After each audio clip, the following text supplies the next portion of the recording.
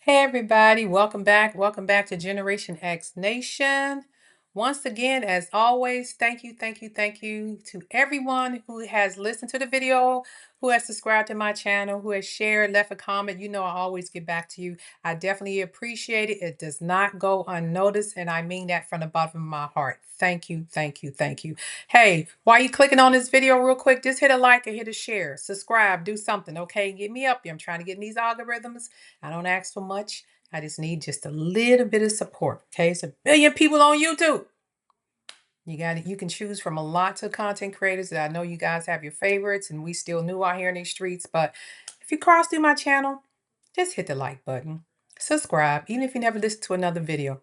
I definitely appreciate it.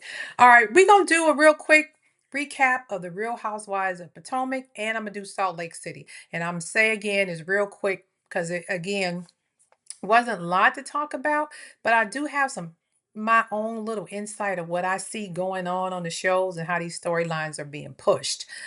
First things first, everything on my channel is alleged, in my opinion, and for entertainment purposes only. Alleged, in my opinion, and for entertainment purposes only. I do my commentary week to week. I do not have any favorites when I'm doing my commentary. I call it like I see it. I may like this person one week. Next week, I may not like this person. We do allow it to change, okay? Sometimes they do good on the episode, and sometimes they get on your last nerve. So I try to be as fair as possible, in other words. Um, Again, it's all alleged, in my opinion, and for entertainment purposes only. Don't have a dog in this fight. All right? Again, hit the like button, people. We're going to start off with the Real Housewives of Potomac. Now, I know you guys have been out in these YouTube streets and y'all have seen everybody else's videos, so I'm not going to make mine too long. I'm not going to get into details. Some of y'all probably already watched the show. I just like to commentate on things that I see that is off. And on the Real Housewives of Potomac, I'm going to hone in just a little bit on the whole Kiara or Kay. I'm going to call it Kay because I don't pronounce her name right. I keep forgetting it. Karina, Kiara, however they say it. I'm just going to call her Kay. No disrespect, but sometimes I just have a problem pronouncing her name. Um, and her friend Angel and the Ashley and Giselle and the Wendy, that whole intertwining. The other ladies are interesting too. But what I'm noticing about Potomac is Angel and Kay continues to be Debbie Downers. They continue to find something negative in every situation. They continue to want to push storylines and bring the drama. Now, as y'all notice, Kay has been going on this Wendy ain't a good friend since episode 1. We get it, Kay. She's not a good friend. Do you need to keep telling us this? How many times you can say Wendy's not a good friend? You started on episode 1. She ignored you at the awards. She asked you who did her makeup. It can't be that deep. You are a grown woman. And at some point, you either got to let stuff go or move on, and it's going to eat you inside. I would prefer you let it go and move on because it seems like Wendy has. But you keep circling the back around. I don't know why. Angel, once again, Angel seems to be Kay's lapdog. And I hate to say it in that terminology, but that's just what she is. And it's funny because it seems like her and Kay may have had a discussion before filming. Because every time Kay comes into the picture with Angel, her whole personality changes. I'm Team Kay. Whatever Kay say, if Kay mad, I'm mad. If Kay happy, I'm happy. But when you take Kay out of the equation, Angel seems to be a decent person to get along with. Every single time Angel has filmed with the ladies without Kay, she seemed okay. And then when Kay came back into the scene or to the picture with Angel, she'll have a conversation with Angel. Then she'll make Angel think twice about her moves. And then all of a sudden, now she's mad at everybody again. Angel, you got to learn how to be yourself and walk on your own steps on this show, or they're going to eat you for dinner because everybody has already picked up on it.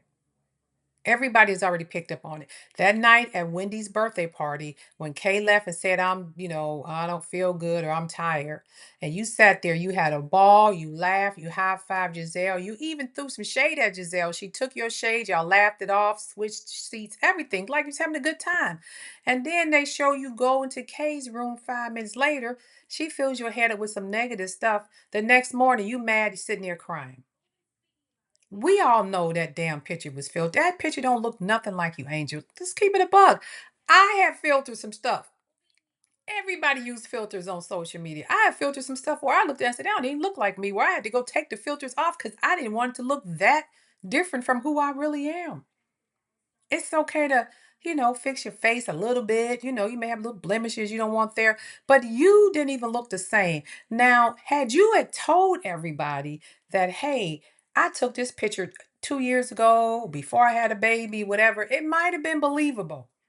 But come on, that couldn't have been a recent picture. It couldn't have been a recent picture, Angel. Stop playing these people faces. Okay. Um, Wendy, I think Wendy is really trying to absorb all the things that is going on. She is taking the high road. She's trying to enjoy her birthday, but she's also getting tired of Kay and Kay's attitude toward her. So now she's trying to throw little shades like they did at the Alexander Hamilton viewing. Tour they went on when Wendy was talking about Friends and how Friends seemed to be one way when they was talking about the duel that the guy wasn't supposed to die in, but he did because it was supposed to be a friendly duel. I get why Wendy was throwing that shade because Kay, you have thrown shade at her since the season started. And I'm not understanding it. Giselle and Ashley, again, Giselle and Ashley are really driving the program. If Giselle is sitting back there chilling and watching the action back and forth, because you see her like a referee, she's looking this way, that way, listening. And then if somebody get ready to chime in, you'll see them, they turn the camera to Giselle and she'll be like, don't say nothing, let them fight it out. I've seen her do that. Don't say nothing. So she wants it to go on. And then when it tones down a little bit, here come Ashley with the second blow. So Giselle throw the first blow, and then Ashley comes in with the second blow. Ashley, please sit down. Sit down. I am, again, I don't like, and I don't know these people personally. I just look at the reality personality that they give us on this reality TV show. This is the personality they give. Ashley has his personality that now everything is off the table for her. She's done with her divorce. She got her house. She got her kids and her nanny and all that stuff. Now she can dive into everybody else's dirt and sit back and be quiet. And she continues to throw little dabs to get something started. She clocks in, she gets the conversation started, the argument, whatever it can be, and then she'll sit back. And then if she's not doing it on one end, Giselle is doing it on the other. And I get it, they OGs, they know what they're doing. The show, in my opinion, we're missing Karen.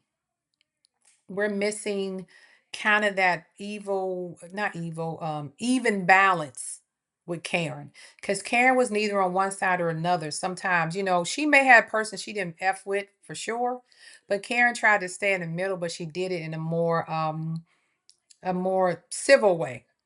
Because the way they doing it, they just throwing shots. So Ashley sits there at the table and she throws a shot at Stacy. You never dated a football player or athlete or something to that effect. Because Stacy brought up Giselle dating an athlete on a date with athlete. Giselle has the right to be on the date. Nobody cares. We understand Giselle is single. She came in the show single. She can date who she wants, but she has learned her lesson not to bring her men around you guys because it didn't work out the last couple times she brought Sherman and Jamal, whoever around. So Giselle know to keep this quiet unless it amounts to something. Okay. Stacy is a little different in your situation. Now, Ashley throws the ball to Stacy. Well, we all dated athletes before. Aren't you dating somebody? Ashley, you don't know that. Just because Stacy asked about Chris Samuels ain't don't mean she was trying to get with Chris Samuels. Now, Stacy, I understand. You saying Giselle is in everybody else's business, but doesn't tell her business. The business is different. You, Stacy, were married, going through a divorce, dating TJ, who allegedly you was paying to be your date on the show. Okay. Then TJ's out of the picture. You're back with your ex who you divorced and you're getting ready to remarry, or you never divorced, whatever the case may be. Allegedly, y'all are legally divorced or got a divorce. So your situation was different. So I can understand why Ashley was saying, well, what about what's going on with you? But Giselle is a whole single woman. She can date 10 men if she wants to. So it's not like Giselle is out here doing the same thing you doing. Technically, Giselle's situation is different. You know, you're going from a guy that allegedly you paid to date you while you was married, to divorcing or not divorcing and going back to the guy that you was going to divorce. It's totally different than Giselle just being single and dating who the hell she wants to date, because she can do that because she's single. Ashley, I love the way you try to take the deflection off of Giselle. It went back to, well, didn't y'all date athletes? You're dating Chris Samuels. That was a deflection away from Giselle. But Giselle still ended up owning it and said, hey, I was dating, I did this and that. And she told y'all what she wanted y'all to know. Whether he met the kids, whether she allegedly, was intimate with him or not, she told y'all exactly what she wanted y'all to know. That's how Giselle is controlling this storyline. She gonna give y'all little bits and pieces, but then she gonna flip it back to you guys. Okay? Now, Ashley, leave people alone. Okay, we barely can stand you as it is and see no purpose for you on the show, but you an OG and we'll give you the respect for that. Now, Kiera and Angel, back to you guys. I don't know what y'all tag teaming is doing, but keep this in mind. Karen Hooger, the Grand Dame, is coming back. Somebody gonna exit. Jazzy is coming on here where they like her. She's nice. She's kind. She got a little storyline with the new husband and his baby mamas, whatever, that may fit in just great. She's not bothering nobody. She's not harassing anybody. She's not getting under anybody's skin. Angel and Kay, y'all are getting under people's skin. You constantly come in as Debbie Downers. You have a negative attitude and negative dispositions. You might want to watch your spot. And then you come in for the OGs like Wendy. Okay? Tia, Tia is doing it right. Tia is being nice to everybody. She's speaking her mind. She is Giselle's friend. She is the OG of the OG's friends on this show. And she ain't came in there like the world owed her anything. She didn't come in there and go after anybody or nothing. And she is friends with Giselle, the OG, the top OG, right now, the head OG of the show. But she came in there as herself authentically. And I like this particular episode. Her and Wendy actually are sitting down and having a conversation about their Nigerian heritage and how different it is to raise a child here in the US with some of the US cultures versus the Nigerian cultures. And she didn't think it was that different because we were all of the same complexion. I like that conversation. She didn't come in like NECA, going for Wendy's neck attitude. You see, NECA's not here anymore. So I'm just saying this to Kay and Angel. Jazzy and Karen is coming back, so one of y'all is gone. And if you keep playing around, Jazzy will take the other spot, and y'all two will be gone. Because y'all not bringing the show up, you're bringing it down. Because y'all can't find happiness in nothing. You're on this beautiful island, having a wonderful time. And we know we like a little tea and drama while you're on the vacations and stuff. We get that. But y'all will take every moment to be angry about something. And even when there's a moment not to be angry, you'll turn it into anger. And for Angel to get up the next day, sit in front of Giselle, who genuinely apologized to Angel, and I know Giselle don't apologize that much. And Giselle say, hey, I wasn't body shaming her. All I seen was her face, which she did. That's all she seen was her face. And for her to be crying and making it something like that, I am with Giselle on this one. Even though Giselle all season long has been steering these arguments and clocking in and keeping these storylines running, her and Ashley, she in that moment seemed to be genuine to Angel, and she did not understand where this confusion, this hurt coming from. And I know it came out of Kay's mouth. So Angel and Wendy, I'm sorry, Angel and Kay, y'all want to be careful.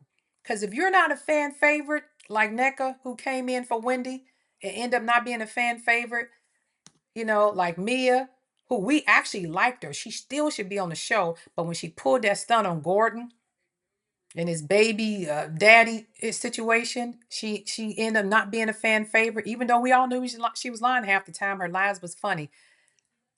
You guys are heading out the door if y'all don't pull back. And I don't know, the season's already recorded. We don't know what happens going to happen at the reunions. But if this is the character that y'all giving us the rest of the season, I think Jazzy and Karen will be back. And I think y'all may be demoted back to friend of the show. And Tia probably will stay because we like Tia. I don't know if it's just a British accent or something, but it's something authentic about her. You know, Angel, once again, talking about her husband's money. Oh, well, my husband sent me this money to gamble with. My husband said this, my husband. And, I'm with Giselle. Do you do anything for yourself? And once again, I'm not pocket watching, but you keep talking about this money, but your husband no longer plays in the league. A lot of times when people change that situation, they downsize. And I see you upgrading, so that means you must be getting more money than what you had before. Y'all must have saved every penny. I don't know. But anyway, that's what she continues to brag about. Oh, my husband played 10 years. He was a vet. What your husband do, Jazzy? All of that is not necessary. He's not playing right now. Okay? And as we've seen on many of these shows, we've seen these housewives go up and we've seen them go down.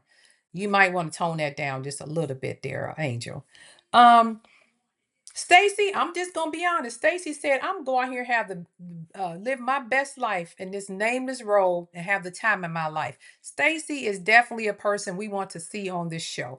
I love me some Stacy, and as y'all notice, the storylines have changed. It started out bothering Stacy a lot. They kind of pulling back on Stacy. The only people still going in on person still going on Stacy is Ashley. I don't know what Ashley got against Stacy. I think Ashley is trying to make us not like Stacy, but we like Stacy because Stacy gives us this one thing that nobody else does on this show. Stacy don't give a F what y'all think about her. If y'all say her breath stinks, Stacy, okay, I didn't know that. Let me go fix it. Stacy told Ashley, shut up and listen. I need you to listen good. I am with my husband, so we can shut all this Chris Samuel storyline down right now. Ashley like didn't know what to say. I love that. I love that Stacy stand 10 toes down for herself.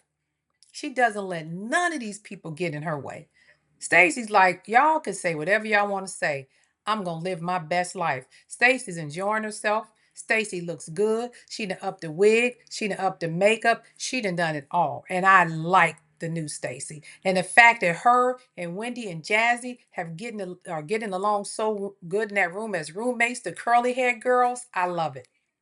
I love it. And that's why I say Jazzy fits right in. No drama. Jazzy, like, don't come for me unless I send it for you. She ain't giving no drama. She just enjoying herself. Stacy has that same mentality. If you come for me, I'm coming right back for you.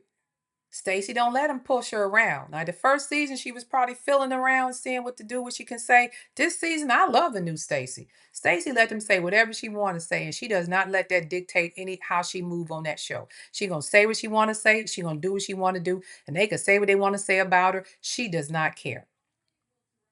But just in my opinion, because they're halfway through. Kay and Angel, I don't see y'all lasting too much longer if y'all don't chill. Because between Stacy, Jazzy, and Karen coming back, they don't really need you. They really don't. Hell, you can make them friends of the show or bring Robin back if you want. But them two are really not needed at this point. They bring nothing. Not Jazzy. Kay seems to be focusing constantly on Wendy as her storyline because she don't want y'all to focus on what's going on with her and Greg. Guaranteed there's some behind the scenes of her and Greg she's not telling y'all about.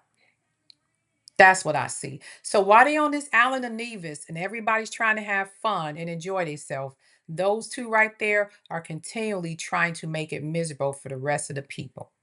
But I appreciate Stacey standing up for herself. I appreciate Giselle saying, yeah, I'm dating and I'm gonna tell y'all just enough for y'all leave me alone.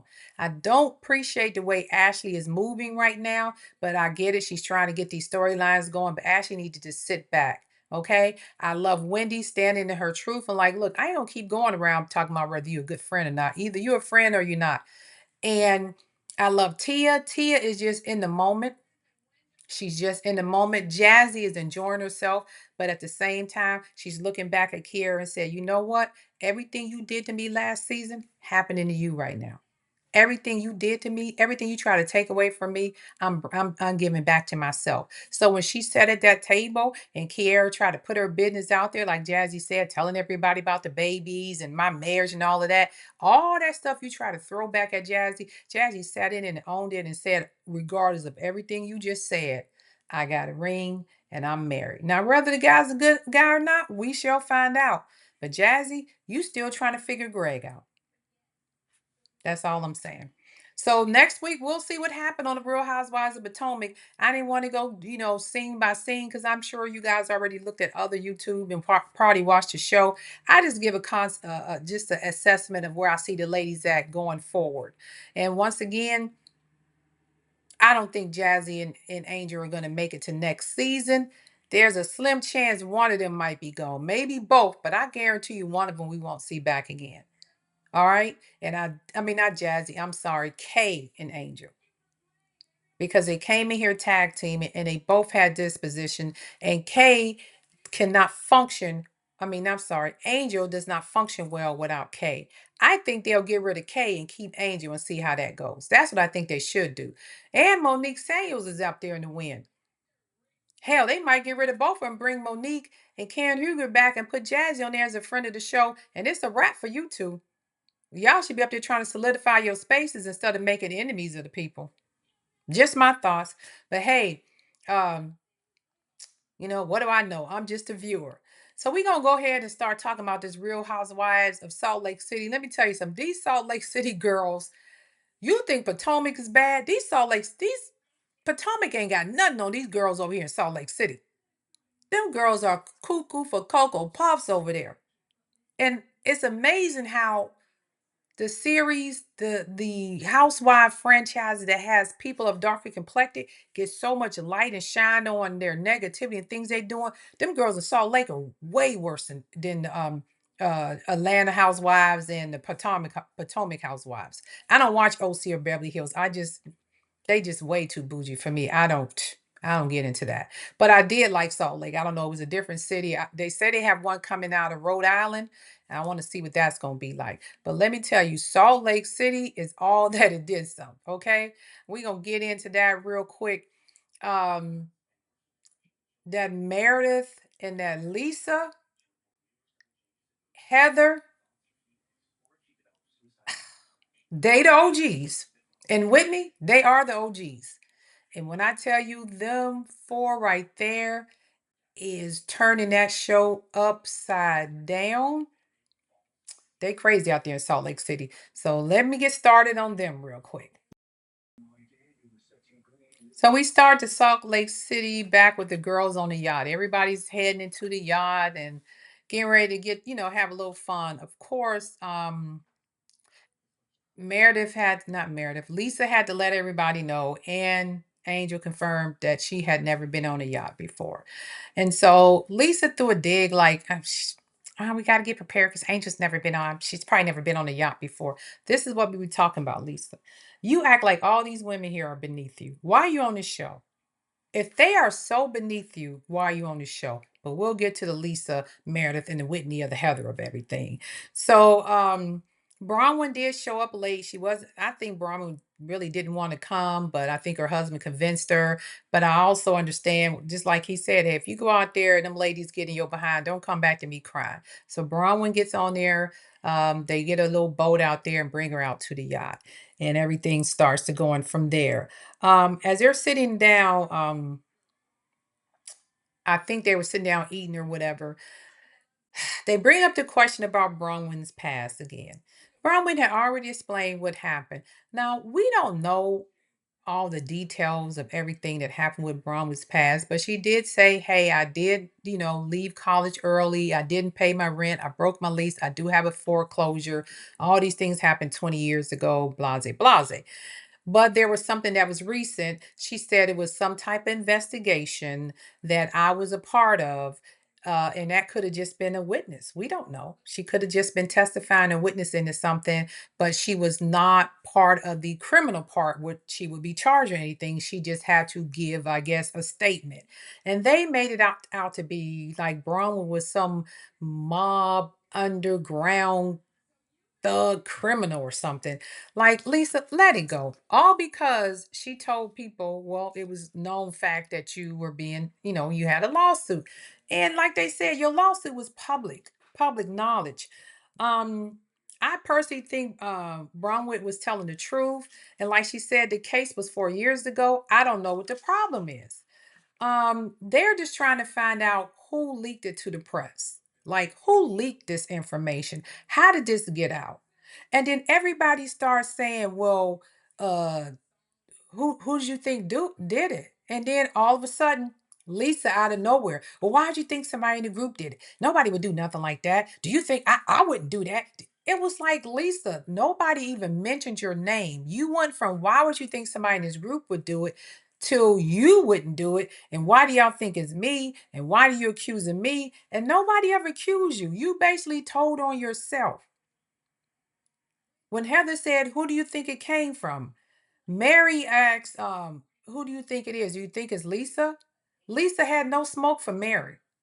Lisa didn't say nothing to Heather, but she wanted to eat everybody, Bronwyn up when Bronwyn insinuated somebody in the group must have said something. And she's right. I mean, at the end of the day, how did it get out?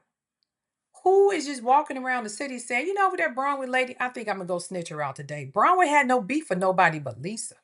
I'm not saying Lisa did it, but it showed um it just shows seems suspicious to me that right after you had an argument with her, this stuff gets out. So the other ladies are all getting together and they're looking at how many times other people were getting detailed information about them leaked and after they had arguments with Lisa. So they said, well, look, this is not nothing new.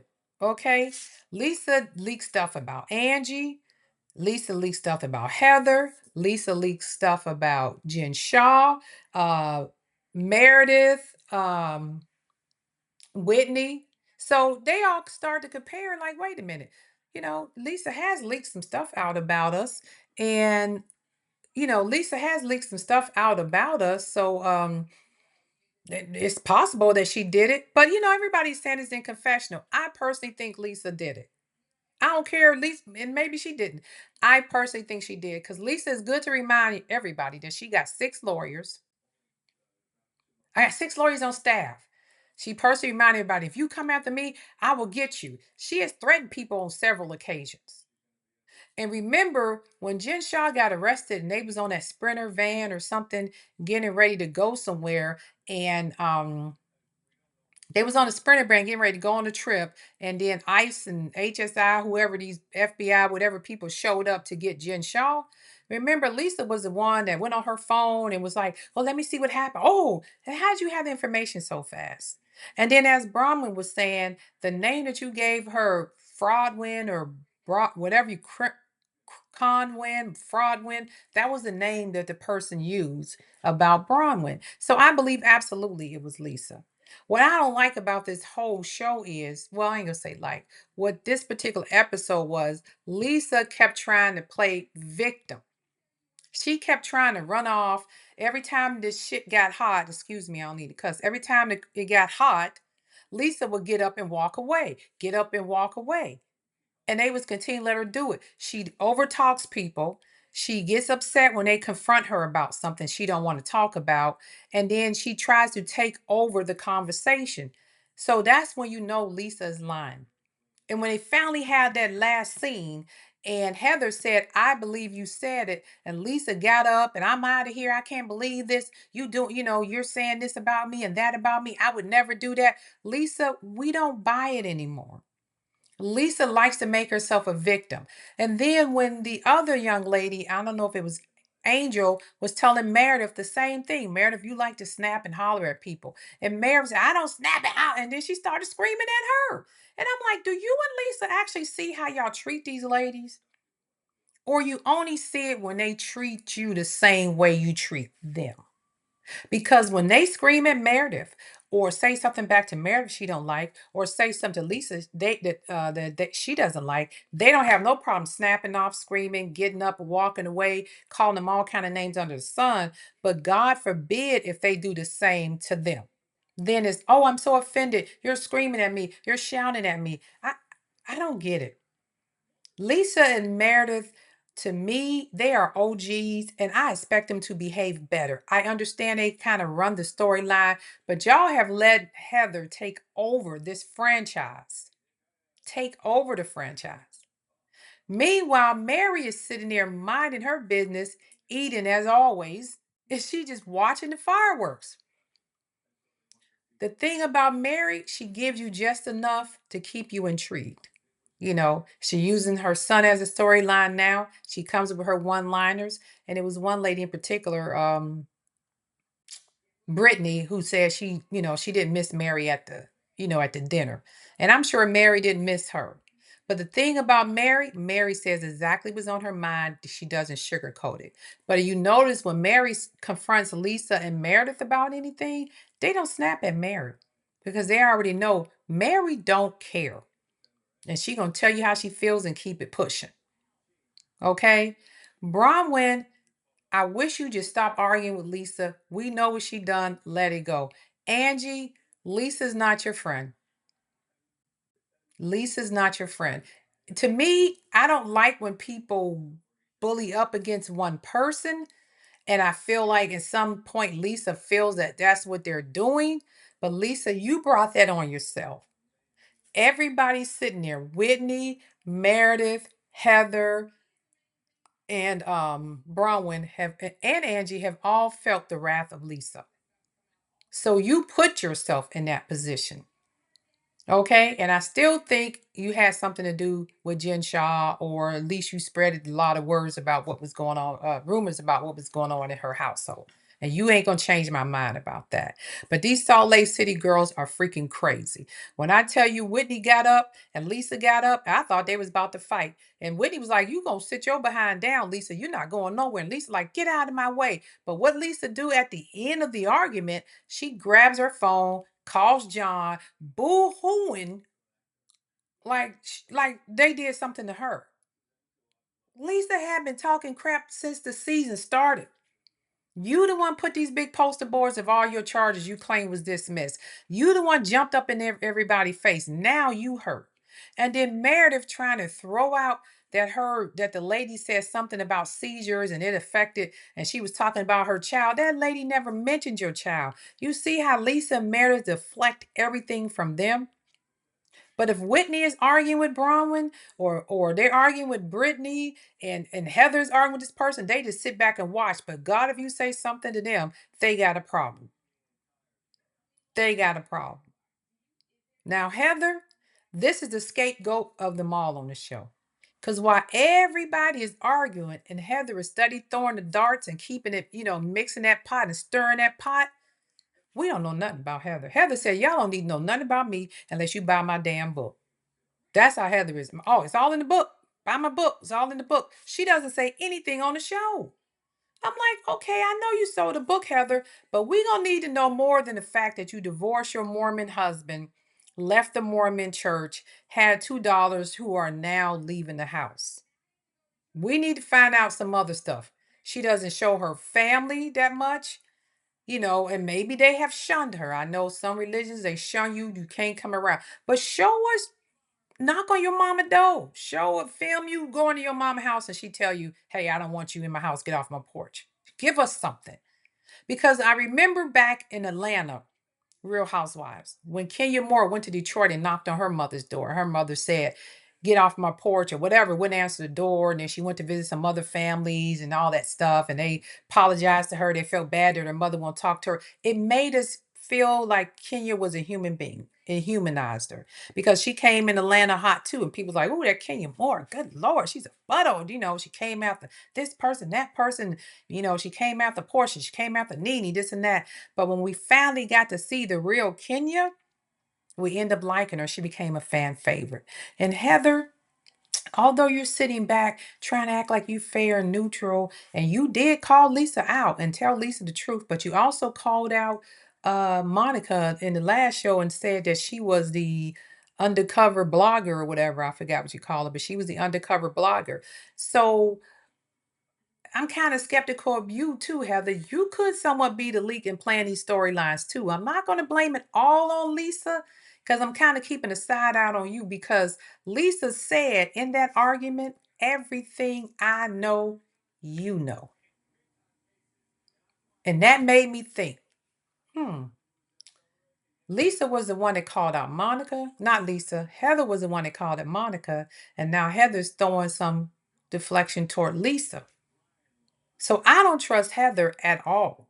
Even though she's trying to be the peacemaker, we know nothing about Heather. I need Heather to show us a little bit more of her life. We know Meredith has a son who's, designs clothes and, lives alternative lifestyle. And her husband travels a lot for business and may or may not be having affairs.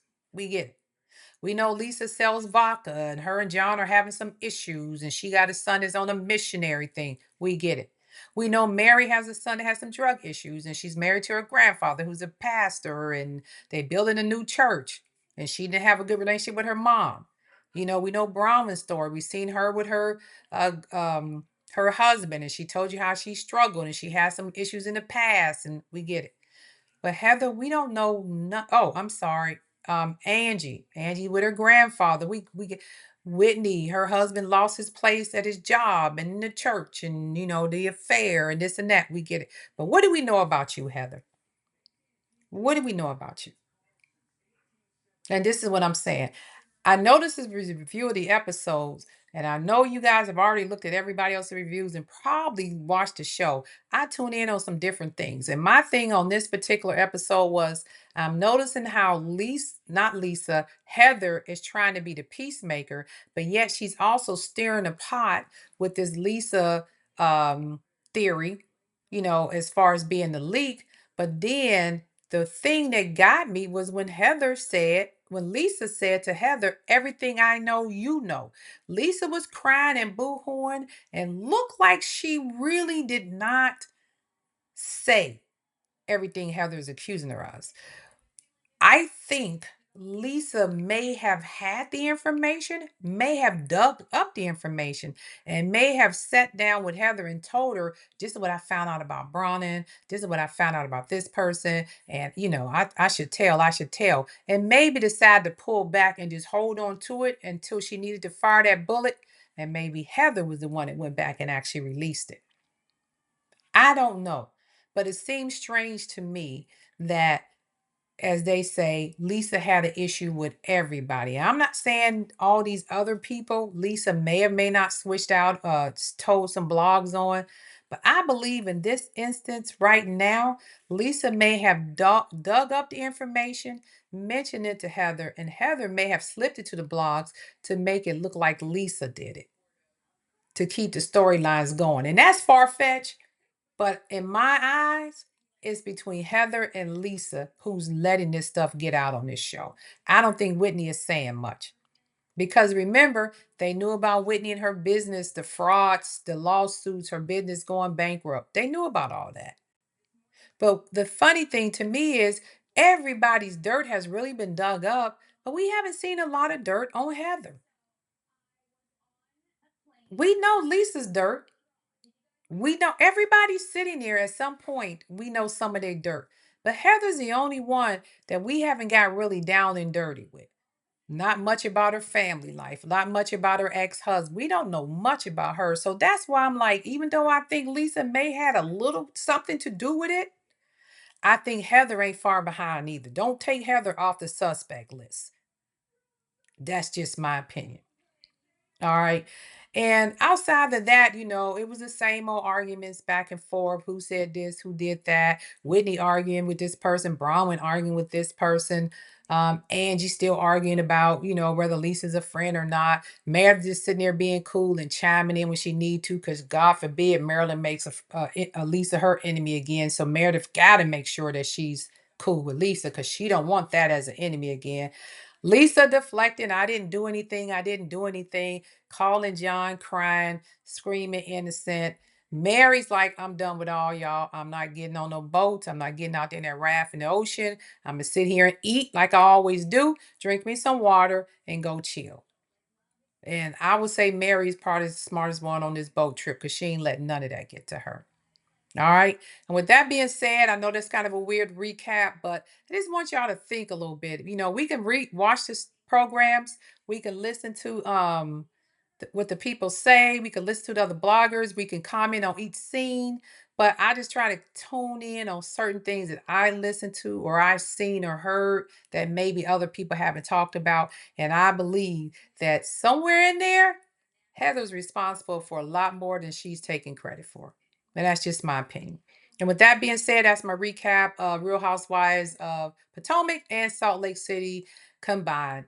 You guys be safe out here. Remember, just be kind to one another. It's terrible times out here for everybody. So if you can help out, please help out where you can. And with that, you guys go have a I'm sorry, like, subscribe, leave a comment, like, subscribe, leave a comment. And this is Generation X Nation. You guys go have a great rest of your day. Peace, and I'm out.